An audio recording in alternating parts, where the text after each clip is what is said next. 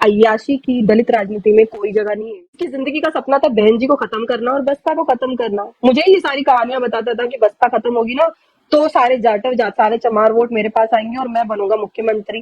तो जो दूसरे को खत्म करने के लिए राजनीति में आया वो सबसे पहले खत्म होगा। बहन जी तो 4 बार की मुख्यमंत्री बनी, इसकी तो एक बार में ही औकात पता चल गई सांसद बनने के बाद। ये तो सांसद बनने के बाद ही खत्म हो गया। अब लड़के बता कोई चुनाव, एक विधायक बनाकर बता दे। आज मैं आपको बहुत सी अति महत्वपूर्ण बातें बताऊंगी जो मैंने अब तक शेयर भी नहीं की है, और मैं लिखकर नहीं बोलकर सभी चीजें बताना चाहती थी। तो मेरा मेन पर्पस यही था कि मैं लाइव आकर सबके सामने अपनी बात को रखूं। 3 जून 2025 के बाद से सब कुछ बदल गया। मेरी जिंदगी में बहुत सी चीजें बदली। जो सोचा नहीं था वो सारी चीजें मैंने फेस करना शुरू की। मुझ पर झूठे इल्जाम लगाए गए। जब से ये चीज उठी, जब से उस इंसान के खिलाफ लिखा, उसका नाम नहीं लूंगी मैं क्योंकि मुझे उसके नाम से भी अब नफरत हो गई है, तो मुझे उसका नाम भी नहीं लेना है। तो मैं जो बात रख रही हूँ ये उसी के विषय में है, और आप सब जानते हैं कि मैं किसके विषय में ये बात कर रही हूँ कि जिसने मेरी जिंदगी को इतनी बुरी तरह से तमाशा बनाया, उस आदमी का नाम भी नहीं लेना चाहती हूँ मैं। उसने मेरी सालों की मेहनत पे, मेरे पूरे संघर्ष पे, सब पे काली पोत दी। उस आदमी का नाम भी लूंगी लेकिन अपनी बात रखूंगी। उसने पूरी कोशिश की, क्योंकि एक लड़की की लाइफ कितनी डिफिकल्ट है उसको लेकर मैं आज अपनी बातें करूंगी। बड़ी मुश्किल से यहाँ से इंदौर के स्लम एरिया से निकल के स्विट्जरलैंड तक गई, अपने पेरेंट्स की उम्मीदों को, अपने सपनों को पूरा करने। और वहां जाकर भी सारी चीजें, 6 महीने हुए थे और मेरी खुशियों को एक ग्रहण लग गया। तो वो ग्रहण है वो एक घटिया इंसान जो गलत समय पर आकर मेरी जिंदगी के खूबसूरत सफर को बर्बाद करके चला गया। मैंने कभी जिंदगी में नहीं सोचा था कि मैं थानों की, पुलिस स्टेशन की सीढ़ियां चढ़ूंगी। सीढ़ियां चढ़ना अलग तरीके से किसी सामाजिक काम में अलग होती है, और अपने खुद के लिए पुलिस थाने पर जाना एक लड़के के लिए, हमारे यहाँ तो इसको अच्छा नहीं मानते हैं। खासकर हमने जिस परिवार में, जिस घर में मैं बड़ी हुई हूँ, वहां पर तो वहाँ की बेटियां बहुएं कभी थाने की सीढ़ियां ना चढ़ती। रिकॉर्ड है हमारे पूरे भावरी परिवार का। ये मैं पहली लड़की हूँ। फिर 23 जुलाई को मेरे पापा दिल्ली कमिश्नर से मिलते हैं। वहां पर कमिश्नर साहब ने कहा कि आप रोहिणी को बुला लीजिए तो FIR रजिस्टर होगी। उसके बाद मैं 6 अगस्त को यहाँ पर आई। पूरा दिन पुलिस स्टेशन में रही, एयरपोर्ट थाने पे सभी ऑफिसर से मिली, वहाँ के जितने भी बड़े अधिकारी थे उन सब से मिली। उन सब ने मुझे विश्वास दिलाया कि मैडम 24 घंटे के अंदर FIR रजिस्टर होगी, और आपकी जो बातें हैं वो सारी चीजें, मेरा खुद का बयान लिया और सब चीजें की।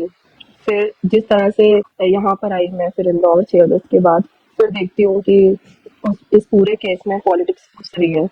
चुपचाप वेट करती हूँ, सारी चीजें देखती हूँ। फिर 18 अगस्त को फिर दिल्ली जाती हूँ। फिर पूरा दिन इन लोगों ने 4-5 घंटे पूछताछ, काफी चीजें लिखवाई मुझसे, काफी स्टेटमेंट्स, ट्रांसक्रिप्ट सब कुछ लिख कर देने के लिए कहा, मैंने लिख कर दी। फिर यही सेम स्टेटमेंट ACP और वहां पर DCP वगैरह सभी लोग, जितने भी लोग थे, SHO, सब में एक प्रॉपर इन लोगों ने सबके साथ बैठ के पूरा डिस्कशन कहा। और फिर लेकिन मैं समझ नहीं पा रही हूँ कि एक FIR को करने में, जहाँ पर एक लड़की, तो जिंदा लड़की है, मरी नहीं हूँ मैं, मरी हुई लड़कियों के केसेस रजिस्टर हो जाते हैं, पता चल जाता है, और मैं तो एक जिंदा लड़की यहाँ पर जाकर खुद वहां पर एक फेस कर रही हूँ, अपने पेरेंट्स के साथ जा रही हूँ इतनी हिम्मत दिखा के। फिर भी पुलिस कहीं ना कहीं पॉलिटिकल दबाव में आने के बाद ये सारी चीजें नहीं कर रही है, क्योंकि मैंने कभी सोचा नहीं था कि मुझे पर्सनली इतनी चीजें फेस करनी पड़ जाएगी और इस तरह से पुलिस का रवैया होगा। मैं नहीं जानती थी कि पुलिस, क्योंकि मैंने कभी एक्सपीरियंस नहीं किया अपनी स्टूडेंट लाइफ के बाद, तो मैं सीधा इंडिया अपने काम के लिए आती रही, लेकिन कभी भी इंडियन पुलिस को मैंने इस तरह से फेस नहीं किया। लेकिन अब करना पड़ रहा है अपनी सिचुएशन में, तो समझ में आ रहा है कि कितनी पॉलिटिक्स। अगर मेरी बातें झूठी है तो FIR होने दो, कोर्ट को तय करने दो कि झूठ बोल रही हूँ, सच बोल रही हूँ। लड़कियों के पास तो एविडेंस नहीं होते, मैंने तो पूरे एविडेंस की लिस्ट बनाकर दे दी, सारी चीजें पुलिस के सामने क्लियर कर दी, हर एक चीज क्रॉस चेक करा दी। उसके बाद भी अभी भी पॉलिटिक्स घुस रही है इसमें। अब आप ये समझ जाइए कि इन लोगों ने, पूरी भीम आर्मी ने, चंद्रशेखर की पार्टी ने, आजाद समाज पार्टी ने पूरी तरह से पूरी कोशिश कर ली कि इस लड़की को डिफेम किया जाए, पूरी तरह से मुझे BJP के एजेंट घोषित करने की कोशिश कर दी, क्योंकि इन लोगों का ना ये पैटर्न है कोई भी अगर इनके खिलाफ बोलेगा कहीं से भी, क्योंकि मैं तो इन लोगों के साथ रहकर ही देख कर आई हूँ, मुझे पता है इन लोगों का कि किस तरीके से ये लोग काम करते हैं और कहाँ इनको पता है किसको समाज में नीचे गिराना है और किसको किस समाज के बीच में से हटाना है, ये सारी चीजें। अब ये तो थी मेरी कानूनी कार्रवाई, फिर भी मुझे उम्मीद है देश के कानून मेरे सिर पर बैठे बाबा साहब अम्बेडकर की तस्वीर रोज इनको देखकर उनसे बात करती हूँ और कोशिश करती हूँ कि इस ईमानदारी से इस लड़ाई को लड़ना है, क्योंकि जितने झूठे आरोप मेरे ऊपर लगाए गए थे उसका जवाब मैं अपनी ईमानदारी से दूंगी। इन्होंने मुझ पर राजनीति के आरोप लगाए, अगर राजनीति कहीं ना कहीं इस पूरे केस में घुसी होती तो क्या मुझे इतना संघर्ष करना पड़ता। एक दिन में, पहले दिन में आके एफआईआर रजिस्टर हो जाती, नेशनल मीडिया इस पूरे केस को कवर करती, मेन स्ट्रीम मीडिया वहां पर खड़ी होती है, एयरपोर्ट पे मेरा इंतजार कर रही होती। अगर ये किसी भी तरह से फंडेड होता या किसी भी तरह का कोई किसी को डिफेम करने का, किसी नेता को बदनाम करने का पूरा होता, आपने कहीं पर भी देखा इसको नेशनल मीडिया को कवर करते हुए? आपने कहीं पर भी देखा कि मैं किसी भी नेता, बड़े नेताओं से मिलकर इस चीज को कर रही हूँ? अगर कहीं भी किसी भी लीडर का हाथ इसके अंदर कहीं पर भी होता तो क्या मुझे इतनी मशक्कत इतना वो करनी पड़ती? मैं एक आम लड़की की तरह इस लड़ाई को लड़ रही हूँ। मुझे कई लोगों ने कहा कि आप इनसे मिल लीजिए, दिल्ली में जाकर आप इनके पास जाइए और इन लोगों से मिलकर बात कीजिए। मुझे फर्क नहीं पड़ता, मैं एक आम इंसान की तरह इस लड़ाई को लड़ के इस चीज को समझना चाहती हूँ, इस चीज को देखना चाहती हूँ कि ये हर्डल्स ही मुझे सिखा रही है, क्योंकि मेरी तो जिंदगी में जितनी चीजें मुझे करनी थी मैंने की, और हर एक काम, हर एक चीज मैंने बहुत ईमानदारी से और बहुत ही मेहनत से यहाँ तक पहुंची और ये सब चीजें करना शुरू की। अब अगर कोई इतनी आपकी मेहनत से, क्योंकि इज्जत का डर इज्जतदार व्यक्ति को होता है, बेइज्जत लोग जिनके ऊपर इस तरह के केसेस होते हैं उस आदमी को कोई फर्क नहीं पड़ता इस केस से। उसके ऊपर वो 2017 से इस तरह की लड़कियों के केस झेलता आ रहा है और उसको उसको पता है कि समाज इतना मूर्ख है। अगर कोई महिला होती और उसके ऊपर इस तरह के केसेस होते तो ये समाज उसको एक दिन में बदनाम करके घर बैठा देता, उसको नेता के रूप में या उसको किसी भी समाज सेवक के रूप में एक्सेप्ट नहीं करता। लेकिन वो आदमी जानता है कि उसको ऑलरेडी इस चीज की हैबिट है। 2017 में एक लड़की ने सहारनपुर की सेम यही चीज की थी। उस वक्त यही जाटा समाज उस लड़की के घर गया और उस लड़की की आवाज दबाई। अगर उस वक्त एक्शन ले लिया होता तो शायद मेरा नंबर ही नहीं आता, शायद उस वक्त ही इसको रोक दिया होता। इसका कॉन्फिडेंस बढ़ा ही इस तरह के केसेस से। इसको लगता है कि समाज मूर्ख है, इस समाज के पास कोई नेता नहीं है, समाज को कोई आगे नहीं बढ़ाएगा, यही अकेला बहुजन आंदोलन को बनाएगा। ये बहुजन आंदोलन को खत्म करने के लिए खड़ा हुआ है, बढ़ाने के लिए खड़ा नहीं हुआ है। और जब से ये लीडर बनने के लिए घुसा है राजनीति में और जब से समाज में घुसा है, बहुजन आंदोलन खत्म हो रहा है, ना कि आगे बढ़ रहा है। इसने आज तक समाज के लिए कोई एक अच्छा काम नहीं किया होगा। इसकी औकात नहीं कि एक कलेक्टर बना दे, इसकी औकात नहीं कि एक डॉक्टर बना दे, इसकी औकात नहीं कि एक इंजीनियर बना दे, लेकिन हजारों बच्चों के भविष्य को बर्बाद कर देगा, ये इस लायक है। इस चीज को ये कर सकता है। लेकिन इसके, क्योंकि पुण्य का काम और अच्छा काम अच्छे लोगों के हाथों किया जाता है। किसी के भविष्य का निर्माण करना, किसी को आगे बढ़ाना, समाज को आगे बढ़ाना, उसके लिए भी इंसान का खुद का अच्छा होना बहुत जरूरी है। और इंसान अगर जब तक खुद अच्छा नहीं हो कैसे आगे बढ़ेगा? मुझे एक गिलास पानी दे दीजिए। आज ये मेरी पूरी इस लड़ाई में कम से कम इसकी राजनीति का पर्दाफाश होगा और मुझे इस बात का सुकून है। इसको सजा मिलेगी या आगे चलकर इसकी कितनी चीजें समाज के सामने आएंगी वो तो सबको पता है। लेकिन इस पूरे केस के अंदर, इस पूरे केस के माध्यम से, इस पूरे केस के माध्यम से इसको कहीं ना कहीं समाज की ये सब चीजें क्लियर हो जाएगी कि कहाँ पर हुआ। एक आदमी को 1 साल के अंदर वाई प्लस सिक्योरिटी मिलती है, 1.5 लाख वोटों से वो चुनाव जीतता है, उसको टाइपेड बंगला मिलता है। पूरे देश में एक भी निर्दलीय सांसद बता दो आप मुझे जो पहली नई नवेली पार्टी का सांसद बना हो और उसको इतनी मेहरबानी उसके ऊपर की गई हो। मैं बीजेपी के लीडर्स की बात नहीं कर रही हूँ, मैं संघर्ष की बात कर रही हूँ। हमारे किसी भी बहुजन आंदोलन के किसी भी बहुजन नेता को इतनी जल्दी ये सारी चीजें नहीं मिली थी कि 30-35 की उम्र में पूरी सफलता का वो मिल गया। इसको मिला है क्योंकि ये करप्ट है। ये फ्रॉड है। और ये बात मैं इसकी आज से नहीं जानती हूँ, मुझे बहुत पहले इसकी सारी चीजें समझ में आ गई थी। इसका जब तक संघर्ष चल रहा था ना तब तक ही परेशान था, और तब तक मैं ही वो इंसान हूँ जो इसको होप देती रहती थी, हाँ आज अच्छा होगा। ये जब 2022 में चुनाव हारा था ना, ये उसी वक्त अपना इस्तीफा लिखकर बैठा था, मैं भीम आर्मी आजाद समाज पार्टी से इस्तीफा देता हूँ, घर बैठूंगा, क्योंकि इसने उसी में होप खो दी थी। मैं ही वो इंसान हूँ जो उस वक्त इसकी ताकत बन के खड़ी हुई, जिसने इसको उस वक्त हौसला दिया कि नहीं कोई बात नहीं, एक पहला चुनाव तो सब हारते हैं, कौन सी बड़ी बात है। उस वक्त इसकी सपोर्ट में इसकी ताकत बन के खड़ी रही, और यही मेरे जीवन की सबसे बड़ी गलती हुई कि मैंने इसको कमजोर रहते हुए, वही वाली बात है ना, पौधे को पानी देकर बढ़ाया आगे, और आज उसने अपनी औकात बता दी। मुझे भरोसा था कि ये आदमी ना सच में बहुजन आंदोलन का नायक बनेगा, बहुजन राजनीति में समाज को आगे बढ़ाएगा। ये 21st में मेरे ही वर्ड्स है, मैं ही ट्विटर पर लिखती थी कि 21वीं सदी का महानायक बनेगा और समाज में लीडरशिप बनाएगा, लीडरशिप क्रिएट करेगा। लेकिन आज मुझे इस बात का दुख है कि मैंने गलत आदमी की मदद करी, और इस बात का अफसोस मुझे पूरी जिंदगी रहेगा कि उसने सबसे पहले ना, वो वाली बात है ना, जिस लाठी के सहारे तुम चलते हो, सबसे पहले उस लाठी को फेंकते हो जब आप चलना सीखते हो। तो ये वो एग्जाम्पल जितने भी है ना, ये इस आदमी के लिए। मुझे गर्व है कि मेरी सफलता में या मेरी जिंदगी में इसका कोई योगदान नहीं है, लेकिन ये पूरी जिंदगी इस बात का कर्जदार रहेगा कि रोहिणी गावरी वो शख्स है जिसने इसको सांसद के पद तक बिठाने में पूरी मदद की। और ये बात मैं गर्व से करूंगी।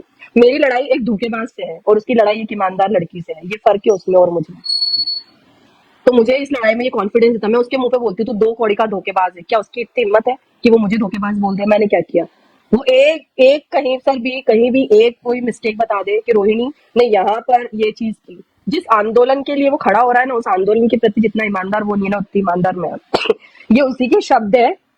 वही वो आदमी पूरी भीम आर्मी को कंट्रोल करके, ये जो प्रदेश अध्यक्ष जो आज घूमते फिर रहे हैं ना, इसके 4-5, ये यही रो रो के मेरे पास आते थे और बताते थे, देखो ये सब चीजें हो रही है, आप संभालो। मैं इसके प्रदेशों की, इसकी चीजों को संभालती थी, इसको रोकती थी। कई प्रदेश अध्यक्ष ऐसे जो 7-7 साल इसके साथ काम करके इस्तीफे लिख के बैठे होते तो मुझे भेजते थे कि हम लोग पार्टी छोड़ेंगे। मैं इसको समझाती थी, मत कर, कम से कम लोगों के महत्व को समझ, युवाओं के जो राजनीति में इस वक्त को समझ। इस आदमी को ना कभी भी पावर शेयरिंग में भरोसा नहीं है। ये नेशनल मीडिया शेयर नहीं कर सकता, ये कुर्सी शेयर करना तो उसके लिए बहुत दूर की बात। ये आज अपने आप को बहुत बड़ा राजा समझ रहा है, इसको लग रहा है कि आज मैंने सब कुछ प्राप्त कर लिया, मैंने सब कुछ हासिल कर लिया। तो इसके मुंह पे बोलती हूँ, सुन मेरी बात। अगर लाइव मेरा सुन रहा होगा ना, तो ये बात सुन। नेता वो होता है, लीडर वो होता है जो दूसरों को बनाता है, खुद बन के नहीं बैठता है, जो अपनी कुर्सी लोगों को देता है। हमारे नेताओं की कहानी को पढ़, सबसे पहले बहुजन आंदोलन जिनकी नौटंकी करता है ना, सबसे पहले बहुजन आंदोलन की कहानी को पढ़। काशीराम साहब खुद मुख्यमंत्री नहीं बने, उन्होंने मायावती जी को बनाया। ये है एग्जाम्पल हमारे पास। और ये आदमी सोचता है कि मैं बन गया हूं तो मैं सबसे पहले इस आंदोलन को चलाऊंगा, तो ये आंदोलन कभी नहीं। और ये भीम आर्मी के कार्यकर्ता जितने भी सुन रहे हैं ना, सुन लो मेरी बात, तुम्हारा नेता करप्ट है, धोखेबाज है, इस बात को लिख कर रख लो। और इस चीज को मैं चीख चीख के कहूंगी ना, ये भीम आर्मी का के प्रति वफादार है, ना ये अपने आंदोलन के प्रति वफादार है। ये अभी अगर चुनाव हार जाता ना, तो सीधा स्विट्जरलैंड पहुंचता ही है। इसके पास, इसको कोई मोह माया नहीं थी कि इसको ये आंदोलन में रह के संघर्ष करना। ये आंदोलन जब तक इसको खूब दे रहा है ना, तब तक ये आंदोलन, जिस दिन इस आंदोलन में इससे, इसकी वजह से इसकी जिंदगी में कोई प्रॉब्लम्स होने लगी ना, जब ये आंदोलन इसको छीनने लगेगा, आज तो घर मकान पैसा दौलत खूब मिल रही है, सब मिल रहा है, तो बहुत अच्छा लग रहा है आंदोलन, बहुत अच्छा लग रहा है जय भीम करना। संघर्ष कहाँ करा? अगर ये जेल नहीं गया होता ना, तो इसके पास कुछ बताने के लिए नहीं होता कि मैंने ये संघर्ष किया, ये मैंने ये त्याग किया। क्या त्याग किया इसने इस आंदोलन के लिए? जेल भी गया तो अपनी गलती से गया। कई लोग, ये तो सिर्फ जेल गया ना, इसने तो 16 महीने की जेल काटी। शब्बीरपुर कांड में कई माता माओ ने अपने बेटों को खो दिया, कई परिवार उजड़ गए, कई बेटियों की जिंदगी खराब हो गई। उन परिवारों के दर्द को तो सुन, उन उन परिवारों का तो पूछ। जिस शब्बीरपुर कांड से नेता बना है, औकात है तो शब्बीरपुर कांड जाकर बता, सांसद बन के बता, उस परिवार की दर्द को सुन के बता। है इतनी हिम्मत? नहीं, नहीं करेगा। इसको पता है जूते पड़ेंगे अगर वहां पर गया तो, क्योंकि वहां के लोग इसकी हकीकत को जानते हैं। क्यों नहीं जानता? क्यों? मनीषा वाल्मीकि के परिवार से मिलने सांसद बनने के पहले तो खूब ज्यादा था। उस परिवार को वहां पर ही सोकर मुझसे वीडियो कॉल करके मुझे दिखा रहा था, देखो मैं तुम्हारे समाज के लिए संघर्ष कर रहा हूँ, देखो मैं वाल्मीकि समाज का कितना बड़ा हितैषी हूँ। यही सब चीजों को तो दिखा दिखाकर इसने मुझे कहीं ना कहीं मेरे दिमाग में ये कर दिया कि अरे मैं तो इस समाज को आगे बढ़ाऊंगा। वाल्मीकि समाज, इसने सबसे पहले तो मेरे दिमाग में ये कॉन्सेप्ट डाला था कि हमारे रिश्ते से, हमारी शादी से वाल्मीकि और जाटव एकता बनेगी और बहुजन एकता स्थापित होगी। कहाँ गई है वो एकता? कौन पूछ रहा है अब इसको? कौन पूछ रहा है इसको? क्या वाल्मीकि समाज के लोग इसको पूछ रहे हैं? नहीं। क्या वाल्मीकि समाज के लोग इसको इज्जत दे रहे हैं? नहीं। जिस वाल्मीकि समाज ने इसको वोट और नोट देकर सांसद बनाया, ये एहसान फरामोश उसके हक अधिकार के लिए सबसे पहले 21 अगस्त को खड़ा हुआ वहां जाकर। इसको समझाया था मैंने कि मत करना ये चीज, पर इसको था उस टाइम पर भी, इसकी और मेरी बात हुई थी, मैंने इसको बोला था कि मत कर विरोध वर्गीकरण का। नहीं, वर्ग क्यों ना करूं? वाल्मीकि समाज तो 80% बीजेपी को वोट देता है। मैं इनकी इनकी दुख दर्द और इनकी तकलीफ को क्यों सुनूं? इसके शब्द ही और इसके रिकॉर्डेड ये शब्द जिस दिन बोलेगा ना, रिकॉर्डिंग इसके मुंह पे मारूंगी। झूठ नहीं बोलती हूँ, सच बोलती हूँ, कॉन्फिडेंट होकर बोलती हूँ। उस दिन पता चलेगा उस दिन पता चलेगा लोगों को, ये जो वाल्मीकि समाज के भी कुछ 2-4 इसने जो चमचे खड़े कर रखे हैं ना, ये वाल्मीकि समाज नहीं है। सुन ले मेरी बात, 99% वाल्मीकि समाज इसको गाली बकता है, 99। और ये 1% में भी वो लोग हैं जो भ्रमित है, जिनको नहीं पता है। तो मेरी समाज में तो घुसने की अब मत कर लेना, इसके मुंह पे बोलती हूँ मैं। पहली चीज। दूसरी चीज, वर्गीकरण का विरोध करके इसने दिखा दिया कि ये पूरे वंचित समाज का दुश्मन है। इसने कहा, बहन जी ने, इसका ये तर्क था उस टाइम पर कि बहन जी ने कॉल दे दी 21 अगस्त की, अगर मैं वहां पर खड़ा नहीं हुआ तो पूरा जाटव समाज बसपा में चला जाएगा तो मेरी तो राजनीति खत्म हो जाएगी, मेरा वोट बैंक ही वाले जाटव समाज खड़ा हो रहा है वो खत्म हो जाएगा। ये घटिया तर्क दिया था और आज देख लो इसका नतीजा। इसको वंचित समाज की, इसको वाल्मीकि समाज की कोई चिंता नहीं थी, इसको वोटर्स की चिंता थी, क्योंकि ये सिर्फ नेतागिरी के चक्कर में सिर्फ ये देखता है कि मेरा ये वोटर, मेरा वो वोटर, बस। कहीं पर भी अगर कोई घटना हो जाएगी, अगर उसमें मुस्लिम अपराधी है ना, तो इसने आज तक किसी मुस्लिम के खिलाफ कोई आंदोलन खड़ा नहीं करा। क्यों? क्योंकि ये मुस्लिमों की राजनीति को खड़ा, मैं वहां पर उनको भी वोट बैंक के लिए खड़ा कर देता। तो मैं ये भी बोल दूं, ये मुस्लिमों का हितैषी भी नहीं है। जो मुसलमान मुझे सुन रहे हो वो भी इस चीज को नोट कर ले। अगर मुसलमानों का हितैषी होता तो वक्फ बोर्ड बिल की लड़ाई के लिए जंतर मंतर पे खड़ा हो जाता, जाके करता उनके लिए। तो उस टाइम पे 15 दिन के लिए अमेरिका निकल गया, क्योंकि यहाँ इंडिया में होता तो मुसलमान सवाल जवाब करते। तो सोचा कि जब मामला ठंडा हो जाएगा, जब मैं वापस आ जाऊंगा, इसके दिमाग और इसके गेम को ना मैं यहाँ बैठकर समझती हूँ। मुझे पता है ये कब क्या करने वाला है। अभी भी कौन करा रहा है इसके प्रबुद्ध जन सम्मेलन, कौन है उसके पीछे, कौन फंडिंग कर रहे हैं समाज को, बताना। कौन तेरे लिए इतने भाई दलितों के इतने बड़े लाइफ फर्स्ट क्लास उसमें तो कभी नहीं हुआ है अ, आंदोलन या कोई भी कार्यक्रम, जनसभा। ये कौन करके जरा 5-5 लाख के 5-5, 10-10 लाख के हॉल कौन बुक कर रहा है, बता ना। समाज तो इतना गरीब है, अगर इस समाज के पास एक दिन के लिए 10-10, 20-20 लाख खर्च करने का पैसा है, तो मैं समाज को भी हाथ जोड़ के बोलूंगी अपने बच्चों की शिक्षा में लगा दो पैसा। अगर ये ड्रामेबाजी में, हम तो दरी बिछा के या धर्मशालाओं में आंदोलन करने वाले दलित समाज के लोग हैं। तो यार इनको इतने बड़े बड़े हॉल्स और इतनी क्लास 1 ये फैसिलिटीज कैसे मिल रही है? फैसिलिटीज कौन दे रहा है, कौन प्रोवाइड कर रहा है, बोल ना, बता समाज को। ये आदमी इतना मूर्ख बनाता है समाज को। अपनी माँ को, अपने गरीब घर को, छुटमुलपुर को 10 बार दिखा देगा, ब्लॉगिंग कराएगा, गरीबी दिखाएगा। अपना टाइपेड बंगला क्यों नहीं दिखाता समाज को? क्यों छुपा के रखा है? दिखाना, बुलाना अपने समाज के कार्यकर्ताओं को। चोरी की चीजें नहीं दिखानी है ना। सोच रहा है कि नहीं ये समाज को मूर्ख कैसे बनाएगा, दिखाना अपनी टॉप लेवल की लाइफ दिखाना, कि मेरे घर में 10-15 नौकर चाकर है, मेरे घर में इतना लग्जरी लाइफ में मैं जी रहा हूँ। क्यों नहीं दिखाता? क्योंकि गरीबी दिखा के तो मूर्ख बनाएगा। दलितों को मूर्ख बनाना तो इतना आसान है। कितनी चीजें बताओ, मैं कितनी चीजें। और कुछ लोग बोल रहे हैं कि इस रोहिणी को इसने नेता नहीं बनाया, इसकी औकात क्या मेरे को नेता बना देगा ये, कि वो विनय रतन इसके साथ में घूमता उसको विधायक बना दे।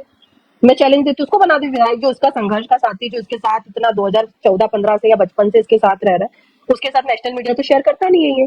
भीम आर्मी का राष्ट्रीय अध्यक्ष दिखावे के लिए बना रखा। भीम आर्मी के पेज पे उसके पोस्ट तो डालते नहीं है।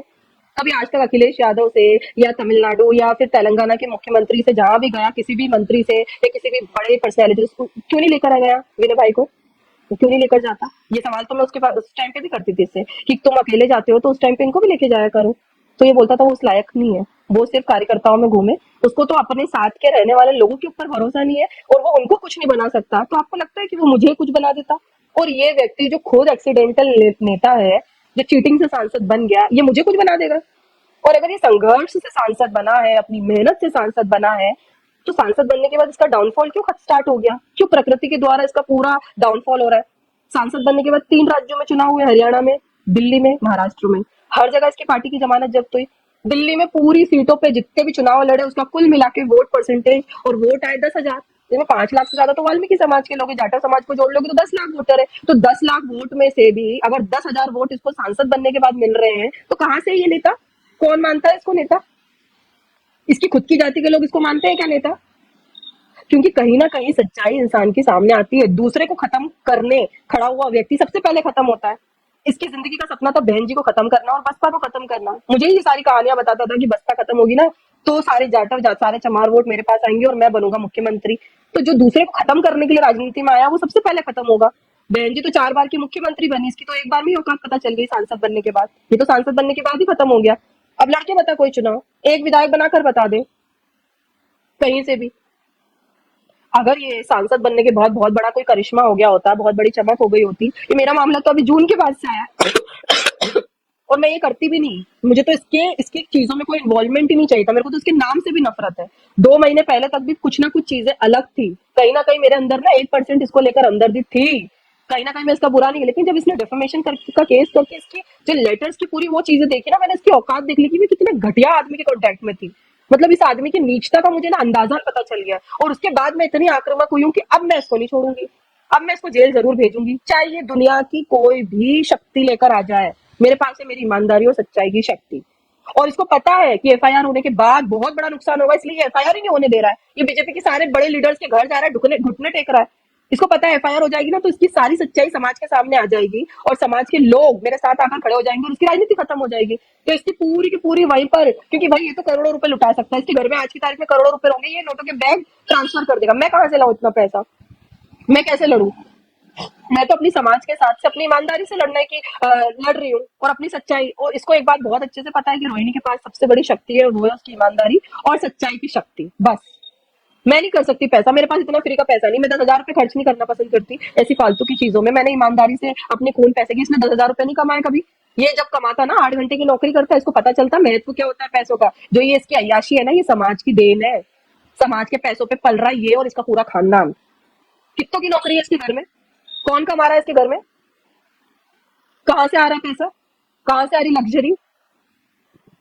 20-20 हजार की टी शर्टें पहन रहा है, कौन दे रहा पैसा? 1,58,000 तो इसकी सांसद बनने के बाद सैलरी है और उस सैलरी में से इसके पास 4-4 फॉर्च्यूनर खरीदने की औकात हो गई इसकी सांसद बनने के बाद। कैसे?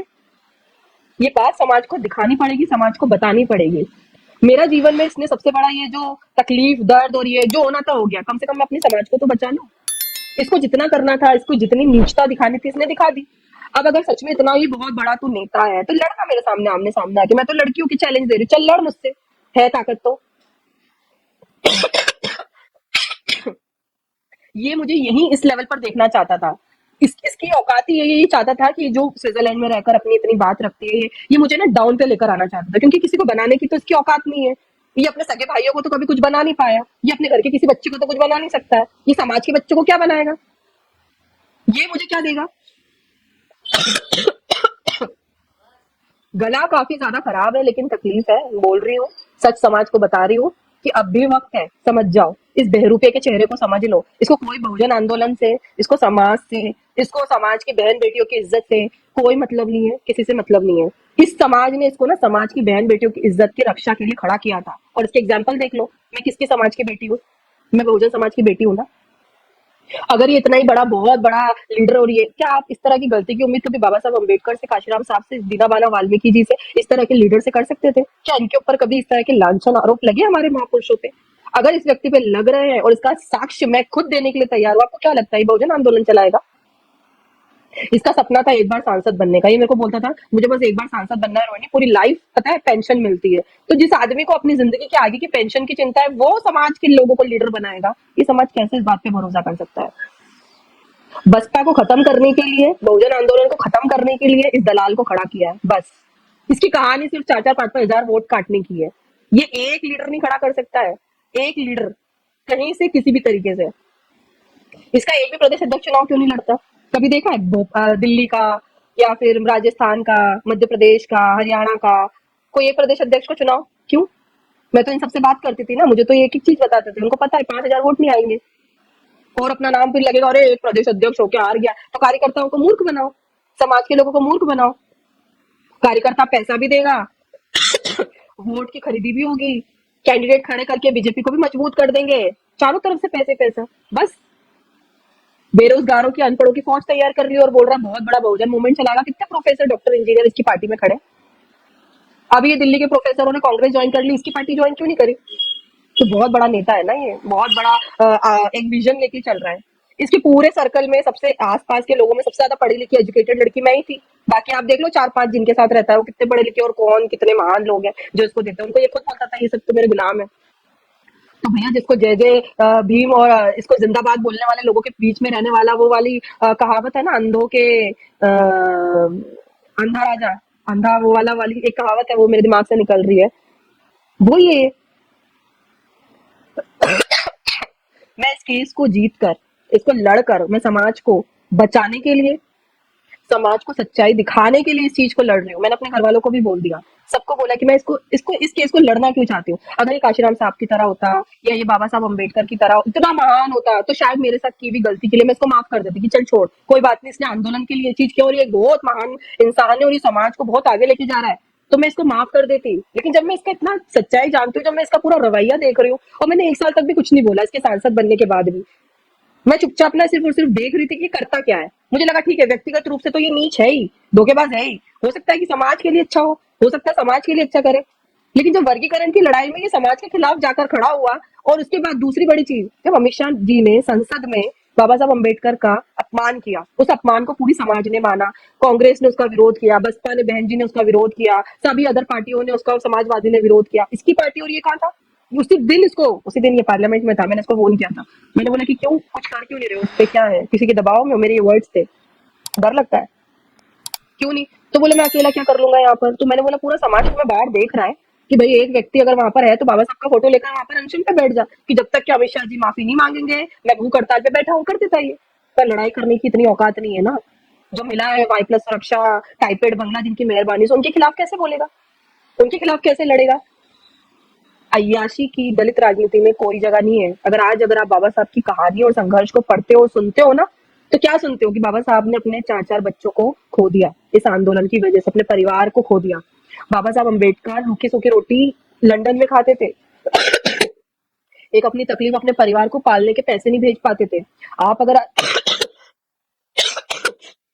काशीराम साहब की कहानी अगर पढ़ते हो, सुनते हो, तो क्या सुनते हो कि एक class 1 officer first class facility के बाद ये फैन ऑफ कर दी।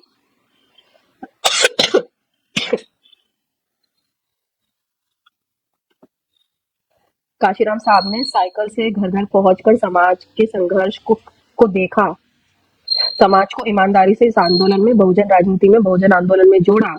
जो सपना देखा था कि मैं समाज के व्यक्ति को राजगद्दी पे बिठाऊंगा, जिस समाज के लोग अपनी नियति, अपनी किस्मत को झाड़ू, चप्पल, चमड़ा ये बनाने में मान चुके थे, उस समाज को उन्होंने गद्दी पर बिठाया। आज हमारे पास अगर काशीराम साहब नहीं होते तो बहन जी जैसा एग्जाम्पल भी नहीं होता, और वो मुख्यमंत्री के पद पर, वो पद की गरिमा और वो कुर्सी भी नहीं होती।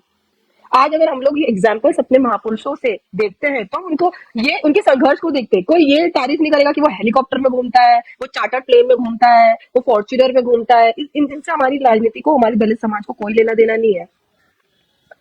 जब हमारे समाज को आज भी रोटी, कपड़ा, मकान और एक बेसिक नीड की जरूरत है, एजुकेशन की जरूरत है, वही लीडर यहाँ पर एक स्टारडम की पॉलिटिक्स कर रहे हैं और स्टारडम की राजनीति दिखा रहे हैं, तो ये कैसे पॉसिबल होगा? कैसे बहुजन आंदोलन आगे बढ़ेगा? कैसे बहुजन राजनीति और जो महापुरुषों का आंदोलन है वो आगे बढ़ेगा, जब हमारे नेताओं में ईमानदारी ही नहीं है? मैं बार बार बस इसको भी ना एक ही बात सिखाती थी कि तुझे जो करना है ना कर, लेकिन बस ईमानदार हो जाए इस समाज के और इस आंदोलन के प्रति। और इस आदमी के लिए ना सबसे ज्यादा मुश्किल है ईमानदार होना। ये ईमानदार नहीं बन सकता, ये सब नौटंकीबाज बन सकता है, ये सब बन सकता है, सारी चीजें समाज को दिखा सकता है, लेकिन ये ना ईमानदार नहीं बन सकता। ईमानदार व्यक्ति वो होता है जब समाज तुम्हें देख भी नहीं रही है ना, जब तुम घर के अंदर हो तब भी तुम समाज के प्रति ईमानदार हो, वो ईमानदारी होती है। और तुम समाज के लिए कुछ करना चाहते हो, वो ईमानदारी होती है। तुम रात में सोते जागते दिन रात समाज में एक परिवर्तन के लिए करना चाहते हो, आगे बढ़ाना चाहते हो, वो ईमानदारी होती है। वो इसमें कभी नहीं आएगी।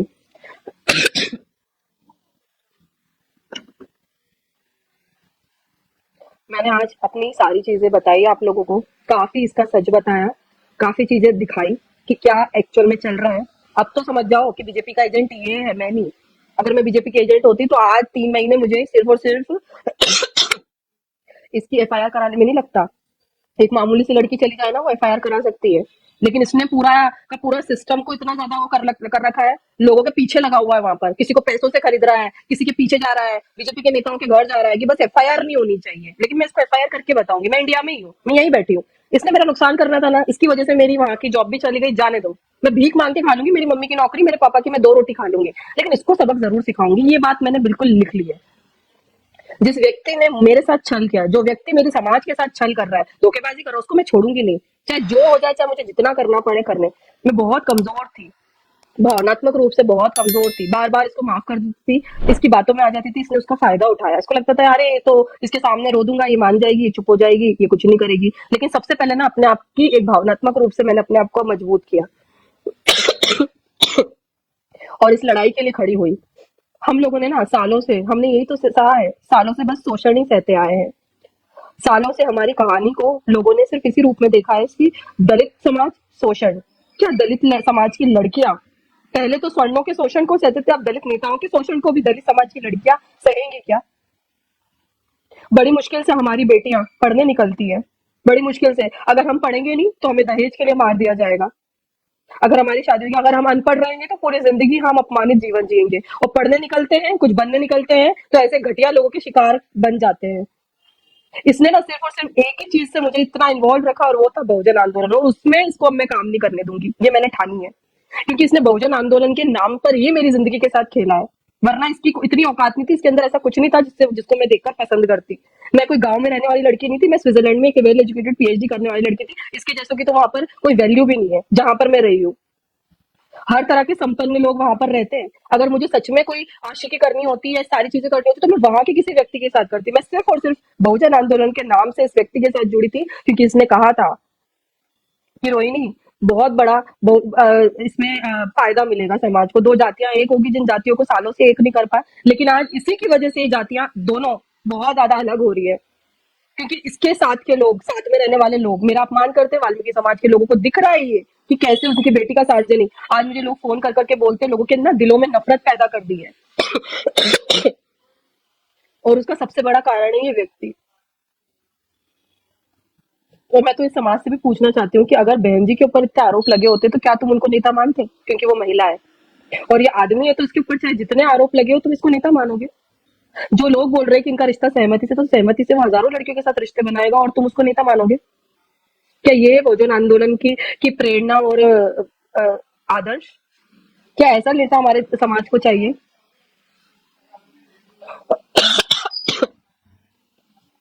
राजनीति के तौर पर नैतिकता की बात है, समाज में छल कपट की बात है।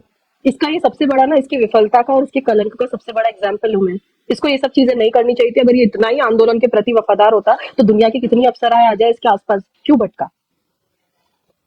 ये क्यों नहीं पूछते समाज के लोग? मुझे तो इसकी जरूरत नहीं थी। मेरी स्विट्जरलैंड की लाइफ में इसने कोई मदद नहीं करी, मुझे क्या फर्क पड़ता कि यहाँ पर क्या कर रहा है। इसको मेरी जरूरत थी, ये संघर्ष कर रहा था, ये पैसों से उस वक्त मुझे गरीबी दिखाता था, ये उस वक्त अपना संघर्ष दिखाता था अपने आप को। तो इसने मुझे ऐसा बता रखा था कि इसको, मुझे ऐसा लगता था कि एक बच्चे को पाल रही हूँ मैं।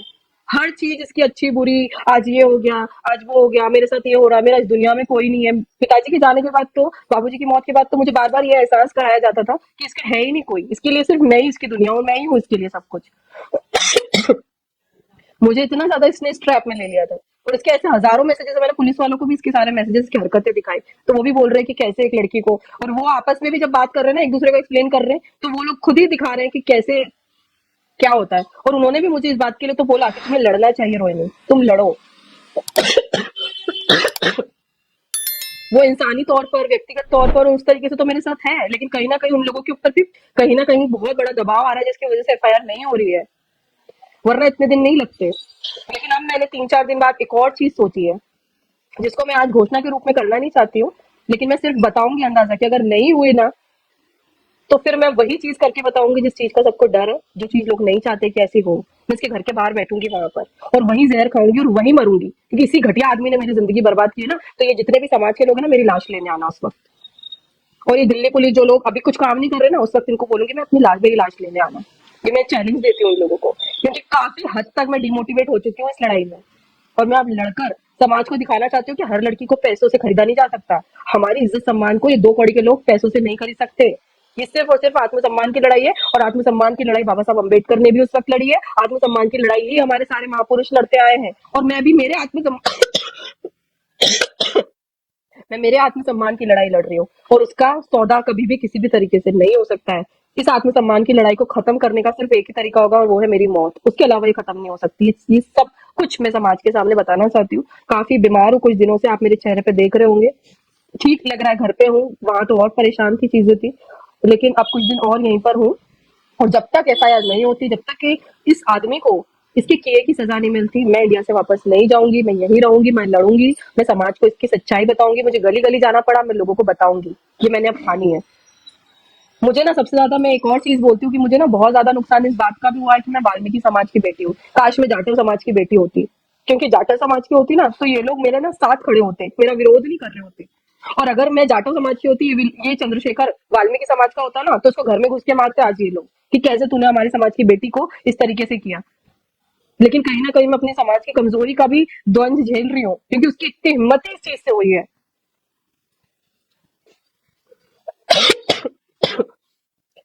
ठीक है, आप सबने मुझे सुना, मैंने काफी चीजें आपके सामने रखी। नेक्स्ट वीक मैं फिर से लाइव आऊंगी, अपनी बात रखूंगी और अपनी सच्चाई बताऊंगी, और सच बताती रहूंगी। सच को कभी भी कोई दबा नहीं सकता, सच को कभी कोई खरीद नहीं सकता। और एक ईमानदार इंसान को कभी कोई खरीद नहीं सकता। ईमानदार इंसान की वो ताकत होती है। बाबा साहब अम्बेडकर को ना अंग्रेज खरीद पाए थे, ना यहाँ के स्वर्ण खरीद पाए थे। उनको जो लड़ाई लड़नी थी उन्होंने लड़ी। काशीराम साहब को यहाँ पर कोई नहीं खरीद पाया। बहन जी को कोई नहीं खरीद सकता। हमारे महापुरुषों की कहानी को हमने देखा और उनसे सीखा है। रोहिणी खौरी को कोई नहीं खरीद सकता। पैसों का कोई महत्व नहीं, लालच की कोई जगह नहीं है। दो रोटी खानी है, मैं कैसे भी खा के जिंदगी जी लूंगी। मेरी जिंदगी में कोई महत्वाकांक्षा नहीं है, ना मेरा कोई ड्रीम हाउस, ड्रीम कार। ये सारे सपने मैं नहीं देखती।